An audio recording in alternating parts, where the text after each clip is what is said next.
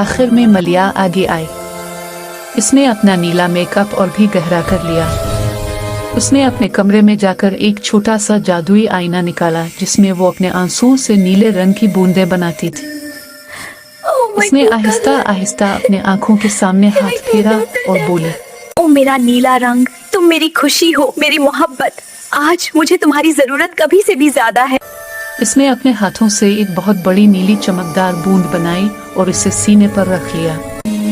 फिर वो परों को फैलाकर नीला कमल की तरफ उड़ी। जब वो कमल के पास पहुंची तो देखा कि इसकी आखिरी पंखुड़ी भी झड़ने वाली थी।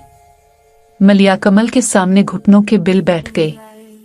इसने अपना नीला मेकअप वाला चेहरा कमल के करीब लाया और नर्म आवाज में कहा, ए नीले कमल, तू मेरी तरह तन्हा है। तू भी आसमान को छूना चाहता है। मैं जानती हूं कि तेरी रूह थक गई है, मगर सुन, मैं तुझे अकेला नहीं छोड़ूंगी। मेरी सारी खुशियां, मेरी सारी यादें, मेरी माँ की मोहब्बत सब तुझे दे देती हूँ। इसने अपने आंखों से एक नीला आंसू गिराया। वो आंसू कमल की सबसे मरकजी जगह पर गिरा। फौरन एक चमक उठी।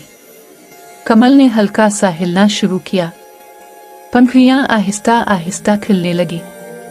नीला रंग फैलता गया, गहरा होता गया, चमकता गया। मगर ये सिर्फ शुरुआत थी। अचानक जंगल के अंधेरे कोनों से एक सियाह साया निकला, एक पुरानी शैतानी रूह जिसका नाम था काला धुआं। ये वही था जिसने नीला कमल पर जहर छिड़का था।